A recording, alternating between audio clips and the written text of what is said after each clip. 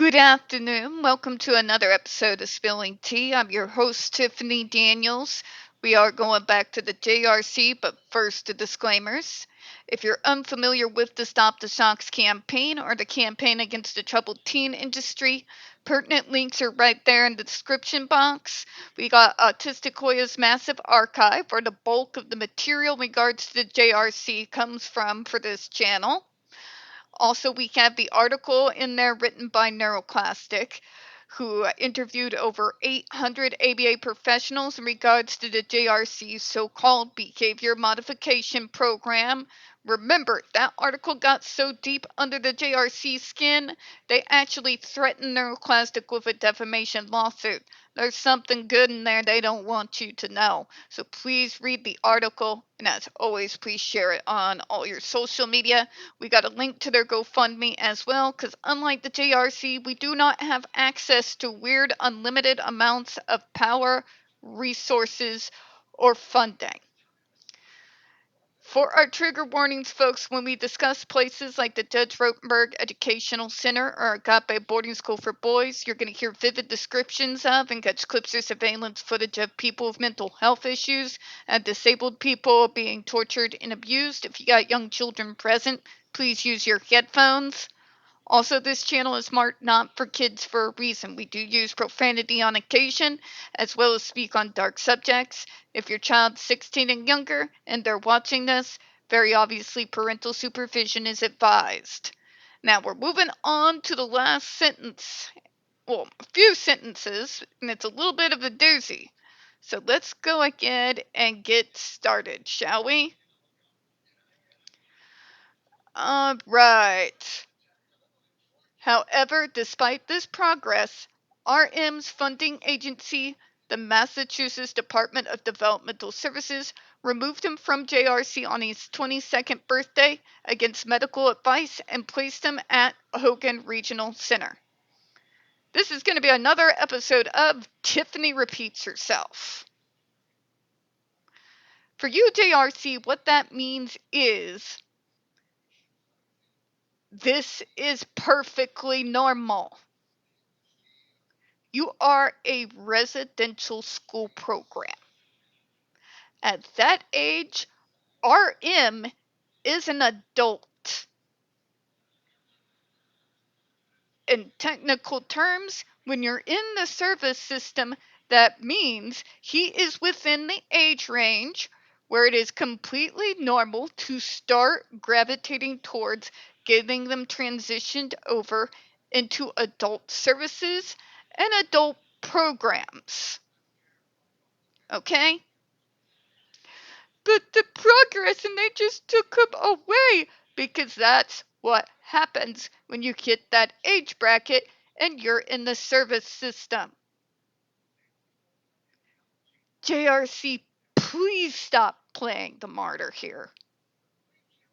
Even under the best of circumstances, it is completely normal when you hit within that age range to be taken out of a school residential program and start getting transitioned over into proper adult services. Because, like I've already said a billion times already, the needs of a student in regards to a residential school program, even under the best circumstances, which is certainly not you people,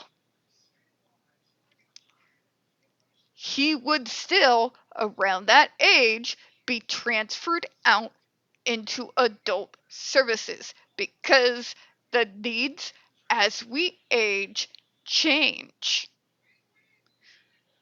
When I came out of high school, I no longer required more than just a few things in regards to services and supports that I needed when I was in high school. You want to know why? Because I wasn't in high school anymore. Crazy, right? The extra supports that were put within the school system for me through the IEP as well as other things were to help me and assist me to get through the school system academically successfully. That was done. I graduated with a very, very nice GPA. The supports that I received to help me do that, the extra help with classes, to go into a silent room when testing, getting additional help in regards to math, I didn't need that anymore. There would be no point to keep me within that same frame of services when I no longer required the supports that got me to graduation. Okay? The day after high school, I moved into my assisted living apartment and completed my transition over into adult services, whose primary focus then was to help teach and instruct on life skills, with an eye both on secondary education, such as the graphic arts I was taking at the time, building life skills, teaching money management skills, things of that nature. Okay? And in particular, in regards to life skills that I did not need to know necessarily during high school, how to manage, take care of, and keep up with my own medical treatment programs, mental health programs, and my developmental disability programs. Getting integrated from out of the school programs into the community-based programs. Okay?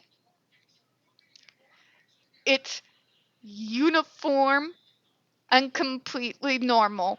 And everybody that's been a part of the service system, if they remain within the service system, all go through the same thing. None of the kids at Rivendell right now, after they graduate, are going to stay within that school system because the needs and supports change. This is not the Massachusetts DDS picking on poor JRC. This is completely normal, basic protocol here. Okay?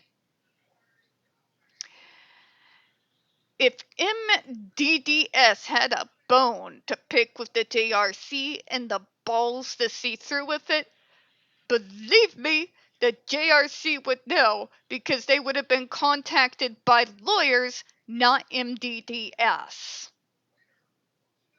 Okay? Nothing in here is telling me that he was removed due to the regards of suspicions to their own treatment program. In fact, MDDS hasn't had the balls to challenge the JRC in regards to their barbarous program since 1986.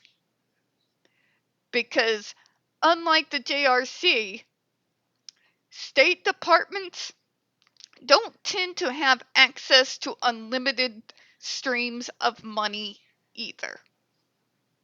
They settled back then because they had no choice, and because that decree, the JRC has had the entirety of MDDS over a barrel ever since.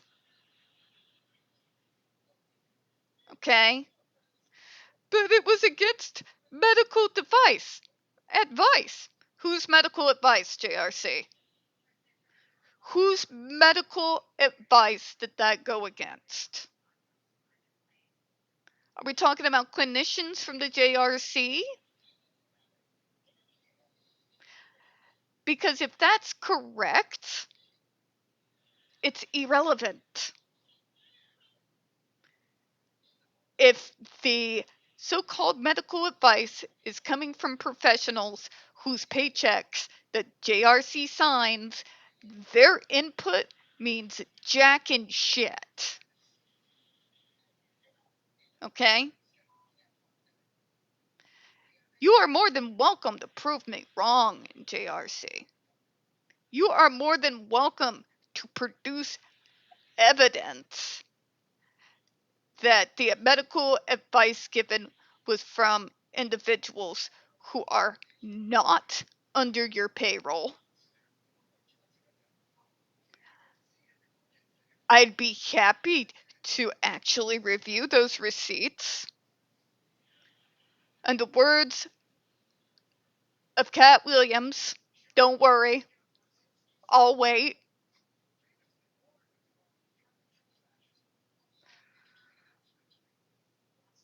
The fact of the matter is, unfortunately for all of us, this is not due to MDDS coming after the JRC for their absolutely barbaric, Mingala-esque treatment of kids with disabilities. It has to do with a perfectly natural and normal transition into adult services once you age out of the school system. It's something that everybody in the service system goes through. Because support needs change as you age. You get better in some areas to the point where you don't really need those particular supports. As you get older, different things happen. You may have to have new supports you didn't need previously when you're inside high school, like the ones I mentioned within when I got into adult services, where they went into things such as money management, making sure I was eating and cooking healthy meals, learning how to budget properly, because I'm not going to act like the money didn't burn a hole in my pocket. And yes, I'm a nerd. Where it burned a hole through my pocket the most was at Barnes and Noble. I don't regret a damn thing. Worth it. But you get what I'm saying here. MDDS was not coming after JRC. This boy was not ripped out of their school randomly for no reason. Like, they're trying to act like MDDS kidnapped the kid against his own will. No. This is a perfectly normal occurrence that happens all over the world every single day for all of us in our service systems. You become an adult, you age out of your school system, private, residential, or otherwise, you automatically begin the process of getting integrated into adult services. Okay? As far as, but it was against medical advice, again, prove to me, JRC, and I do need the receipts, that it was against the medical advice of anyone that is not working at or have any connections to the JRC, and I might give that some weight. But since you all are literally the kings and queens of the just trust me bro brigade, you'll have to forgive my skepticism on that. It is normal when you age out to get transitioned into adult services. Okay? JRC is not getting picked on here. If they were actually attacking them for their absolutely horrific so-called program, they would know. And so would we. Because they are the biggest bunch of barbarous snowflakes I have ever had the misfortune of knowing existed on planet Earth. Okay? Nobody cares about your butthurt, JRC. Protocol is going to move forward with or without your consent. People do not have to continue to pay you $285,000 a year for a student who should no longer be a student within your school. Okay? Spare me. Literally spare everyone. But then his behavior got worse. Yeah, that's what happens when the threat of violence is no longer hanging over your neck. When you have to mask and suppress everything that even closely resembles emotion to survive. Eventually, it comes to a head. Generally, when that happens is when you're finally out of danger. Believe me, I know because I've lived it.